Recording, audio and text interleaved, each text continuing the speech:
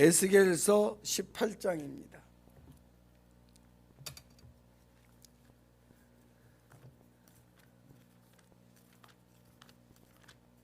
구약성경 에스겔서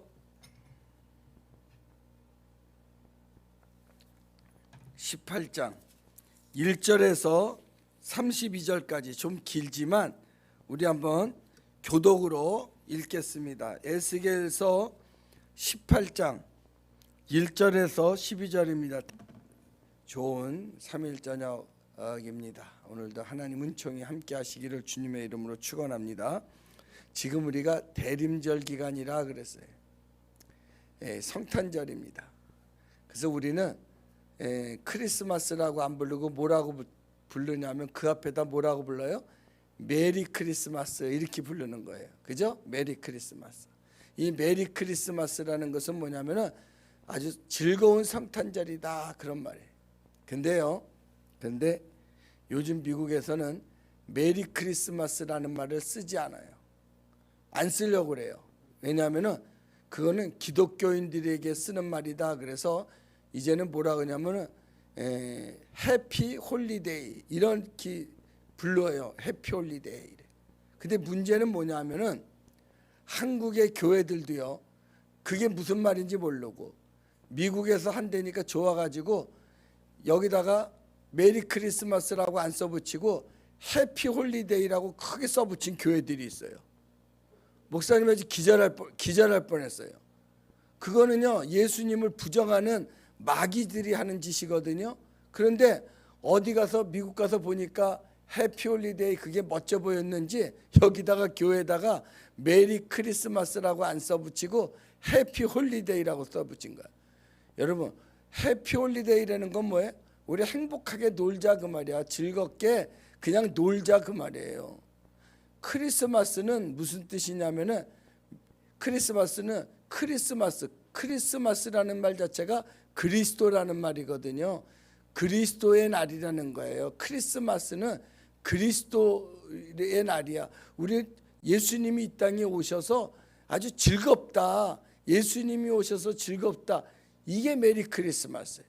그러니까 우리 알고 써야 돼. 무조건 그냥 영어로 미국에서 안 믿는 미국도 다 그러는 게 아니에요. 미국도 교회는 메리 크리스마스라고 하는데 무슨 백화점이라든지 쇼핑센터라든지 이런 데서는요 막 데모를 하는 거야. 왜 나는 교회 안 다니는데 메리 크리스마스라고 써붙이느냐. 이래서 해피 홀리데이 이렇게 써붙이는 거야. 그런데 문제는 한국에 있는 큰 교회들도요 해피 홀리데이 이렇게 쓴 거야. 내가 아주 기절 초풍을 하는 줄 알았어요. 여러분 예? 그러니까요 우리가 알고 써야 돼. 왜 목사님이 이 얘기를 하냐면은 또 예수 믿는 사람들도 우리 교인들도 알지도 못하고 그게 좋아 보인다고 해서 해피 홀리데이 이러면 안 된다 그 말이야. 그거는 반기독교적인 용어예요. 우리는 메리 크리스마스예요. 즐거운 크리스마스. 그래서 크리스마스가 즐거운 거예요. 왜 즐거워요? 선물을 줘서 즐거운 게 아니야. 왜 즐겁냐? 우리의 죄를 용서해 주시기 위해서, 우리를 죄 가운데서 구원해 주시기 위해서 예수님이 오셨단 말이야. 그래서 즐거운 거야. 무슨 뭐 선물을 줘서 즐거운 게 아니라 그 말이야. 응? 근데 자꾸 우리는 크리스마스 그러면은 누구 생각하냐면은 예수님을 생각해야 되는데 하도 산타크로스 그러니까 크리스마스는 산타크로스가 온 날인 줄 아는 거야. 그것도 잘못된 거예요. 그것도 반기독교적인 거야. 산타크로스가 온 날이 아니야. 예수님이 오신 날이에요. 그런데 그 예수님이 오신 날을 증거해야 되는데 그걸 악용을 해가지고 장사하는 사람들이 선물을 해주려고 상술적으로 산타크로스 그런다고 말이야. 이런 것들이 다 알게 모르게 반기독교적인 정서예요. 그러니까 우리가 신앙생활을 잘해야 돼요. 그래서 이 대림절 기간에는 좀 예수님에 대한 얘기를 많이 해서 예수님이 어떤 분이신지 또 예수님이 왜 오셔야 되는지 이런 것들을 우리가 바로 알아야 건강한 신앙생활을 할 수 있다고 말이에요. 그래서 이번에 목사님이 대림절에 대한 얘기를 많이 합니다. 주님 오실 수 있는 준비를 하자. 그래서 골짜기는 메꾸고 높은 산은 낮추고, 이런 것은 다 뭐냐면은 내가 회개할 것은 회개하고 또 돌이킬 것은 돌이키고, 내가 하나님 앞에 바로 쓰지 못한 것은 뭐 있나, 내가 하나님 앞에 부끄러운 짓을 한 것은 뭐 있나, 이거를 잘 살펴봐야 되는 거예요. 그래서 목사님 지난주에 그런 설교를 했잖아요. 자, 악인의 특징은 뭐냐? 악인의 특징은 하나님을 두려워하지 않는다는 거야. 그 왜 하나님을 두려워하지 않는데요? 자기가 죄를 짓고도 벌을 받질 않는 거야. 그러니까 하나님을 두려워하지 않는 거야. 죄를 지면은요, 벌을 좀 받아야 돼. 맞아요, 안 맞아요? 죄를 지면 벌을 받아야 이게 하나님이 두렵구나 이걸 아는 거야. 예를 들면은 선생님 숙제해와라 그랬는데 숙제를 안 해갔어. 숙제 안 해갔으면 어떻게 해야 돼? 벌을 받아야 돼. 그래야 다음에 숙제를 해가지. 숙제를 안 해갔는데 벌을 안 받아. 그러면은 다음에 숙제 해가야 안 해가요? 에이, 숙제 안 해가도 벌 안 받아. 그리고 선생님을 두려워하지 않는 거야. 그러니까 숙제를 계속 안 해가는 거야. 그럼 공부를 못하게 되는 거야. 우리가 마찬가지예요. 죄를 졌으면 벌을 받아야 하나님을 두려워하지, 벌을 받지 않으면 하나님을 두려워하지 않아. 그러면 계속 죄를 짓는 거야. 그러면 구원을 못 받는 거야. 그러니까 내가 죄를 졌다, 그러면 벌을 받는 것이 축복인 거예요. 죄를 졌는데도 벌을 받지 않았어? 그러면 그게 진짜 벌이야. 죄를 졌을 때는 벌을 받아야 그게 축복인 것이지, 죄를 졌는데도 벌을 받지 않았어, 그건 진짜 버림받은 거예요. 그러니까요, 벌 받는 것이 감사한 거예요. 벌이 없는 거는 버림받은 거예요. 우리가 잘 기억하시고, 대림절날 대림기간에 내가 회개할 게 뭘까, 내가 고칠 게 뭘까, 내가 바로 설 게 뭘까, 이런 걸 좀 한번 살펴봐야 돼요. 오늘 SK 여기 우리 장로님 거기 다니는 그 복지센터에서, 장로님 오늘 거기 다녀오셨어? 복지관에 1시 반에 후원 뭐 밤 행사 있잖아요. 거기 가셨어, 안 가셨어? 이제 제가 이제 거기 그 관장님이 그 SK 복지관이 짓기는 SK에서 져줬지만 운영은 협성대학교에서 해요. 협성대학교는 어디냐면 우리 감리교 신학교예요. 감리교단이에요. 그래서 협성대학교 사회복지과에서 그거를 운영을 해줘요. 그러다 보니까 거기 관장은 누구냐면 장로님이야. 저 우리 상동교회 감리교 장로님이 거기 복지관장이야. 그래서 거기 복지관장으로 왔다고 연락이 왔길래 내가 한 오래전부터 이제 거길 이렇게 가면서 아주 쬐끄맣게 아주 쬐끔 이렇게 이제 몇 년째 지금 이렇게 후원을 해요. 그러니까 이제 해마다 후원자 밤 후원 행사에 그런 행사하는 날이 있어요. 근데 그동안 코로나 때문에 못 하다가 오늘 한다고 연락이 와서 잠깐 이렇게 이제 관장님 또 연락도 오고 그래서 자꾸 들렸어. 그랬더니 맞아 막 그만 행사하고 그러는 거야. 근데 이제 거기 후원하는 사람들이 한 200명 정도 된다고 그래요. 그러면 그 후원 가지고 그 복지관 운영을 하는 거야. 여러 가지. 그렇다고 목사님 좀 후원하는 사람 좀 많으면 좋겠어요 그러더라고. 그 후원하는 사람을 파인트리라고 그래. 그래서 이제 파인트리가 소나무잖아요. 그러니까 이제 그런 후원하는 그 클럽을 파인트리 클럽이라 이렇게 해가지고 후원을 하는데 좀 했으면 좋겠어요. 그러면서 이제 1년 동안 후원한 단체들 또 후원한 사람들 쭉 이렇게 나오는데 보니까 이제 와서 금전적으로 후원한 데도 있고 또 물품으로 후원해 주는 데도 있고. 그런데 이제 뭐가 있냐면은 거기 이제 그 점심 매일 점심을 먹잖아요. 그러면 그 배식하는 사람들, 그런 또 그 배식하는 사람들도 이제 좀 와서 좀 해줬으면 봉사를 좀 해줬으면 좋겠다 하는데 쭉 나오는데 이렇게 몇 교회들도 이렇게 있는데 내가 그걸 보고 내년에는 우리 교회도 좀 이렇게 그 복지관이 그래도 우리 감리교회에서 운영하는 복지관인데 우리도 좀 이렇게 다양한 방법으로 한번 좀 참여하면 좋겠다 그런 생각을 했어요. 여러분들이 그 어디요? 여기저기서 많이 오더라고. 막 그 관장님이 활동을 많이 해가지고 많이 오더라고요.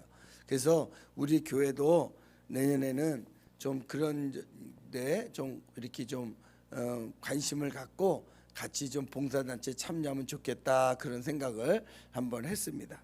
자, 예? 예. 자, 우리 교재 보겠습니다. 49가입니다. 이제 몇 가 안 남았어요. 스스로 돌이키라. 오늘 이제 주제가 또 이렇게 대림절하고 맞기 때문에 이제 제가 미리 말씀을 드렸어요. 말씀 나누기 보겠어요. 말씀 나누기. 에스겔서는 바벨론 포로민들에게 전하는 말씀입니다. 그러니까 이제 우리가 아는 대로 이스라엘이 바벨론 포로 이제 생활을 하는데 그 바벨론 포로한테 전하는 메시지가 에스겔서라고 하는 거예요. 그 중에 18장은 죄의 책임 문제를 다루고 있습니다. 그러니까 아주 굉장히 중요한 거예요. 뭐냐면 죄의 책임 문제. 그 죄의 책임 문제에다가 밑줄을 그으세요. 이 죄의 책임 문제. 다시 말해서 이 죄의 책임이 누구한테 있느냐 하는 거예요. 죄의 책임 문제.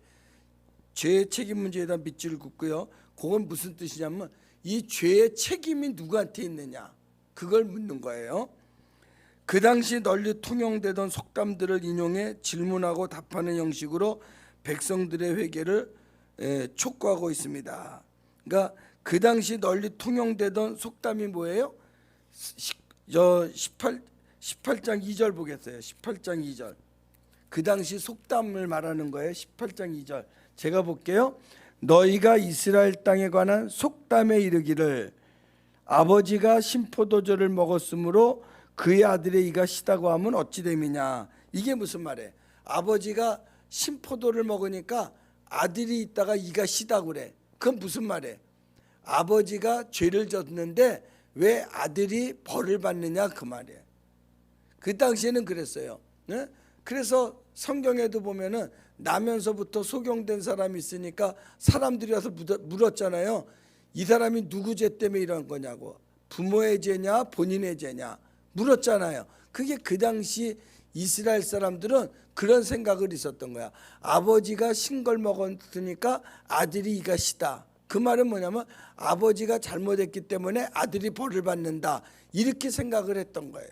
이게 이제 그런 거예요. 그래서 그게 죄의 책임 문제. 죄의 책임 문제. 그거에 대한 바른 설명을 해주는 거야.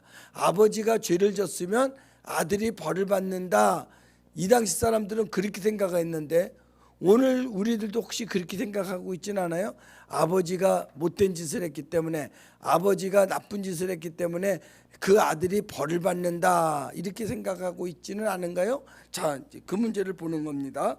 첫째, 에스겔이 가르쳐준 회개의 교훈은 무엇인가? 첫째, 심판에 대한 책임은 전적으로 개인에다가 동그라미 치세요. 전적으로 개인에게 있습니다. 무슨 말이에요? 그 사람이 벌을 받는 것은 아버지 때문에 벌을 받는 것도 아니고 형 때문에 벌을 받는 것도 아니고 그 사람이 벌을 받는 것은 철저히 누구 때문이라고? 개인에게 달려있다 그 말이에요. 자기에게 달려있다 그 말이에요. 심판에 대한 책임은 전적으로 개인에게 있습니다.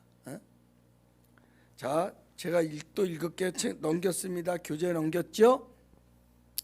우리 조상들에게서 좋은 것과 나쁜 것, 우리는 조상들에게서 좋은 것과 나쁜 것을 물려받습니다.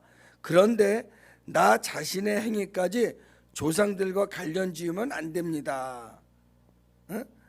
우리는 남의 탓하지 마라 그 말이야. 조상 탓하지 말라. 우리 말로 치면은 그런 거야. 조상 탓하지 말라. 조상들과 관련 지으면 안 됩니다 그랬어요. 그죠? 조상들과 관련, 거기다 밑줄 그으세요. 조상들과 관련. 그러니까 조상들과 관련 짓지 말라 그 말이야. 그 말은 뭐냐면 조상 탓하지 말라. 우리 그런 말 하잖아요. 뭐 하면 조상 탓한다고. 그러니까 아버지의 악 때문에 자식이 고통당하는 것이 아닙니다. 아버지의 악 때문에, 아버지의 죄 때문에 자식이 고통당하는 것은 아닙니다. 반대로 아버지가 아무리 선한 일을 많이 했어도 그 일로 자식의 죄를 용서받지 못합니다. 아버지가 선한 일을 했다고 해서 아유 그 아들이 못된 짓을 했지만 용서받는다, 그렇지 않는다 그 말이야. 아버지가 선한 일을 했다고 해서 아들이 용서받지 못하는 거예요. 당시 이스라엘 포로민들은 자신들이 당하는 고통을 조상의 범죄 탓으로 돌렸습니다. 그러니까 바벨론에 포로가 놓고는 우리 조상들이 못되게 해가지고 죄를 져서 우리가 이렇게 포로 생활을 한다고 조상 탓을 한 거야. 여러분 조상 탓을 하면 회개하겠어요? 원망하겠어요? 원망하는 거야. 회개는 무슨 말이냐면 자기가 잘못한 것을 알아야 회개를 하는 거야. 그런데 조상 탓을 하는 것은 회개를 안 하는 거야. 자 봅니다. 그 당시 사람들은 출애굽기에 그런 말 했어요. 아버지의 죄가 아들에게 3, 4대까지 이른다고 보았습니다. 아버지의 죄가 아들에게, 아버지가 죄를 지면은 3, 4대가 벌을 받는다, 이렇게 생각을 했어요. 그 당시 사람들은.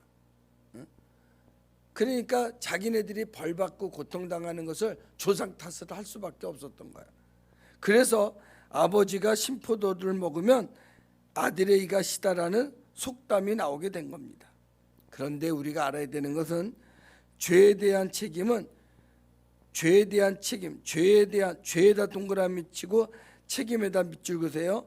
죄에 대한 책임은 전적으로 당사자에게 있습니다. 본인에게 있다 이 말이야. 그러므로 가난한 부모를 탓하거나 또 조상의 탓을 하거나 그래서는 안 된다 그거예요.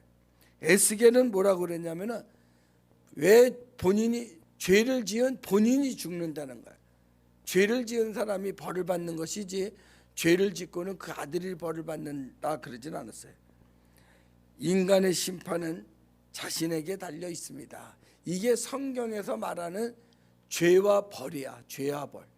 내가 죄를 졌으면 내가 벌을 받는 것이지 내가 죄를 졌는데 아들이 벌을 받거나 아버지가 죄를 졌는데 아들이 벌을 받거나 그러질 않는다 그 말이야. 내가 죄를 졌으면 내가 벌을 받는다. 이게 이제 에스겔서가 우리에게 가르쳐 주는 거야. 그러고 보니까 종교 개혁 때 그랬잖아요. 조상을 위해서 성전 건축원금을 내면은 조상의 죄가 사해진다. 이래가지고 조상을 위해서 헌금하라고 하는 그런 일이 있어가지고 종교 개혁이 일어났던 거 아니에요?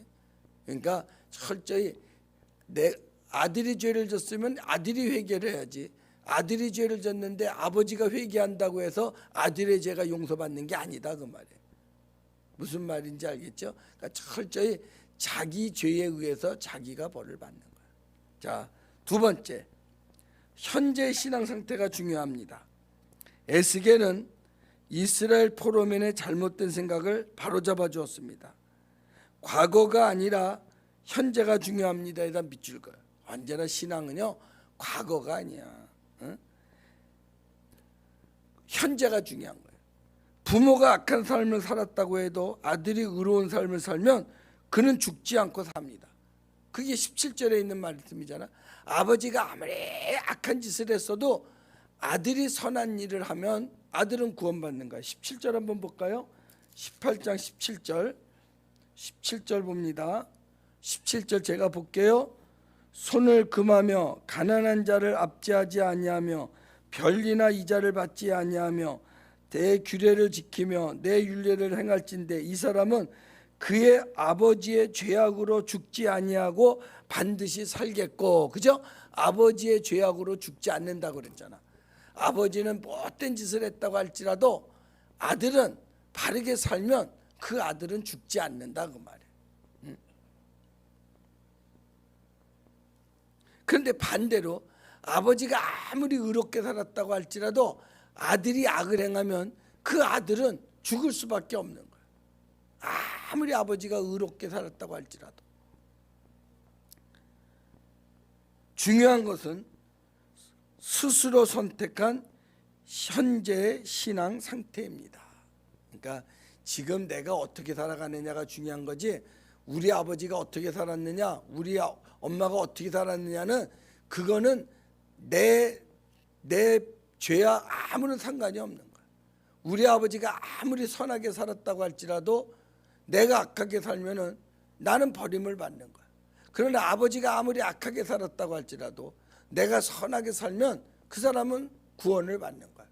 그러니까 조상 탓하지 말아라 그 말이에요. 내 신앙이 현재의 내 신앙이 중요한 거예요. 그죠? 그러니까 우리가 자식을 위해서도 기도할 때요, 하나님 우리 아이들이 하나님 앞에 나와서 바르게 신앙생활해 주세요. 그렇게 기도해야지 맞는 거죠. 하나님 내 신앙을 보고 우리 애들을 용서해 주세요. 이거는 맞는 기도가 아니다 그 말이에요. 그죠? 하나님 우리 애들이 잘못했지만 내가 바르게 살 테니 나를 보고 우리 아이들을 용서해 주세요. 그렇게 기도할 수 있어요. 근데 그거는 바른 기도가 아니다 그 말이에요. 우리 아이들이 바르게 살게 해주세요. 그렇게 기도를 해야지, 내가 바르게 살 테니 우리 아이는 잘못을 했어도 용서해 주세요. 그렇게 하는 것은 바른 기도가 아니다 하는 거예요. 아시겠죠? 바른 기도는 어떻게 해야 돼요? 하나님 우리 아이들이 바르게 살게 해주세요. 내가 바르게 살게 해주세요. 현재의 상태가 중요하다 하는 거예요. 이게 중요하다. 그래서 옛날에 우리 목사님들은 그랬잖아요. 이제 보면은 여자들은, 부인들은 신앙생활을 잘하는데 남편은 잘 안 나와. 그러면 가서 이제 전도하면 남편이 그러잖아요. 나는 우리 마누라 치맛자락 붙들고 구원받을 거예요. 뭐 우스갯소리를 그러는데 치맛자락 붙들어 가지고 구원받지 못한다고 말해. 내가 믿어야지 구원을 받는 거예요. 그죠? 네. 자, 세 번째 봅니다. 세 번째, 죄악을 버리고 마음과 영을 새롭게 해야 합니다. 자신들의 죄를 깨닫지 못한 이스라엘 백성은 주의 길이 공평하지 않다고 불평했습니다. 그렇죠. 그 사람들은 회개를 하지 않고 맨날 주님이 공평하지 않다고, 맨날 나는 의로운데 주님이 공평하지 않아서 이런 잘못된 거라고 맨날 남이 탓을 하는 거야. 그래서 에스겔은 이렇게 말했어요. 맨 밑에 거기 164쪽 밑에 볼게요. 에스겔은 너희는 너희가 범한 모든 죄악을 버리고 마음과 영을 새롭게 할지어다 이렇게 말했어요. 마음과 영을 새롭게 해야지 맨날 공평하지 않다고, 나는 억울하다고 그렇게 말하면 안 된다 그 말이에요. 그래서 뭐라 그랬냐면은 마음과 영이 새롭게 변화될 때 진정한 회개가 이루어지는 거예요. 회개는 뭐냐? 마음과 영이 변화가 돼야 돼. 그게 진정한 회개가 이루어지는 거예요. 그러니까 생각과 행동의 변화가 없으면 진정한 회개가 아니에요. 마음과 영이 새롭게 되라는 것은 뭐냐면 그 옆에 생각과 행동의 변화에다가 밑줄 그으세요. 생각과 행동의 변화. 이게 마음과 영이 변화되는 거예요. 마음과 영이 변화되는 건 뭐냐? 행동과 생각이 변화되는 거예요. 그래야 진정한 회개가 된다. 그래서 오늘 이 에스겔을 통해서 하나님이 우리에게 주시는 말씀은, 아버지가 신 것을 먹었는데 아이가 이빨이 시다, 그런 속담에 대해서 얘기를 해주는 거예요. 절대 그렇지 않다는 거예요. 아버지가 지은 죄는 아버지가 벌을 받는 거고, 아들이 지은 죄는 아들이 벌을 받는 거예요. 아버지가 아무리 죄를 졌어도 아들이 바르게 살면은 벌 받지 않고, 아버지가 아무리 착하게 살았어도 선하게 살았어도 아들이 못된 짓을 하면 아들이 벌을 받는 거예요. 무슨 말인지 알겠죠? 철저히 구원은 개인적인 거라는 거예요. 개인적인 거. 무슨 말씀인지 알죠? 개인적인 거예요. 그래서 예수님도 복음서에 보면 그랬잖아요. 두 사람이 함께 잠을 자다가 한 사람은 가고 한 사람은 남겠네 그랬어요. 그죠? 한 집에서 잠을 잤는데도 한 사람은 가고 한 사람은 남아. 왜? 예수 믿은 사람은 구원받는 거고 믿지 않는 사람은 구원받지 못하는 거야. 한 집의 대표로 믿는다고 해서 다 구원받는 게 아니다 그 말이에요. 한 집에 살았어도 구원받는 것은 따로따로 구원을 받는다는 거예요. 이번 성탄절을 통해서요, 이 구원이 굉장히 심각한 거예요. 중요한 겁니다. 우리 부모님들이요, 이 땅에서 애들이 학교 안 가면요 난리를 쳐요. 그냥 목사님 우리 학교 안 가요. 학교 데려다 주는 것도 내가 많아. 직장에 출근해 놓고 목사님 우리 아직 안 일어났나 본데 좀 집에 데려가서 좀 학교 좀 데려다 주세요. 별애들이 다 있었어. 그래서 데려다 주고 참 깨우러 가고 그런 적도 한두 번이 아니야. 학교 안 가면 그렇게 하는데 교회 안 가는 거는 그래요. 목사님 애가 피곤한가 봐요. 그렇게 아주 그냥 너그러울 수가 없어. 그러면 안 되는 거예요. 학교 안 가는 것보다도 더 무서운 것이 교회 안 가는 거예요. 신앙생활 안 하는 거예요. 왜? 이거는 영적인 거니까. 이거는 구원에 관한 거니까. 얼마나 무서운 거예요. 그러니까 이번 성탄절을 통해서 정말 메리 크리스마스가 되도록 우리 자녀들을 위해서 늘 기도하고 또 기도하고 기도하고 또 기도하고. 그래서 이제 제가 이제 늘 하는 얘기가 엄마가 기도하고 전하라는 거예요. 이 자녀들이요 아버지 말은 잘 안 들어요. 근데 희한하게 엄마 말은 잘 들어요. 왜냐하면 엄마 뱃속에서 나와서 그런가 봐. 다른 사람 말은 안 들어요. 엄마 말은 잘 들어. 그 예전에, 요즘은 이제 그런 게 없지만 예전에 보면은 왜 인질극들 많이 벌리잖아요. 인질극 벌려가지고 뭐 죽이니 살리니 그러면은 경찰이 가가지고 너 나와라 그러면 막 경찰한테 욕해요. 그죠? 이놈의 새끼들 가라 그러고. 그런데 그러면 이제 옛날에는 그런 것도 많았어. 그럼 경찰이요 엄마를 데리고 와요. 그러잖아요. 그럼 엄마를 데리고 오면요 엄마는 와가지고요 경찰은 와서 나와라 자수해라 좋은 말 하는데요 엄마는 와서 뭐라 그래요? 야 이놈의 새끼야, 왜 거기 들어가 앉아갖고 내가 빨리 나와 막 아주 그냥 아들을 향해서 소리 지르고 욕을 해. 그러면 아무리 못된 인질극 벌인 아들도요 그 엄마가 와서 소리 지르고 이놈의 새끼 안 나온다고 욕하면요 그 엄마를 향해서 욕하는 아들 하나도 없어. 울면서 말이죠. 왜 엄마가 와서 그러냐, 엄마 가라고 막 이래요. 그러죠. 엄마야 해서 욕하는 아들 없어요. 그럼 엄마가 나오라고 그러지 말고 나오라고 막 사정을 하면요 엄마가 나오라고 그러면 나와. 다른 사람 말은 안 들어도요 엄마 말은 듣는 거예요. 엄마의 소원이라고 간절히 기도하고 또 하고. 어거스틴 같이 그렇게 참 불량하도 어머니 모니카가 그렇게 기도하니까 돌아와잖아요. 그래서 우리가 어거스틴하고 안 부르잖아. 꼭 성자 어거스틴이라고, 성자라고 이렇게 부르잖아요. 성자가 됐단 말이에요. 우리 이번 성탄절을 통해서요. 죄는요 내가 진 죄는 내가 벌을 받는 거야. 아버지가 진 죄는 아버지가 벌을 받는 거고. 아버지가 아무리 선하게 살았다고 해도 아들이 용서받는 게 아니다 그 말이에요. 내 죄는 내가 받는 거고 내 복은 내가 받는 거예요. 여러분 꼭 이번 성탄을 통해서 참 예수가 그리스도임을 온 천하에 알리는 그런 좋은 기회가 될 수 있기를 주님의 이름으로 축복합니다. 기도하시겠어요? 하나님 아버지 은혜와 사랑에 감사를 드립니다. 이번 성탄절이 정말 모든 사람이 기뻐할 수 있는 참 메리 크리스마스가 되도록 하나님, 아직도 온 가족이 인간기도 되지 않은 가정이 있다면 이번 성탄을 통해서 온 가족이 다 나와서 메리 크리스마스가 될 수 있도록 축복하여 주시옵소서. 예수님의 이름으로 기도합나이다. 아멘. 이제는 우리 주 예수 그리스도의 은혜와 하나님 아버지의 무한하신 사랑과 성령님의 감화감동 충만 역사하심이 정말 즐거운 성탄이 되기를 원하는 사랑하는 모든 성도들 위해 그 가정 위에 이제로부터 영원토록 함께 하시기를 간절히 축원하옵나이다. 아멘.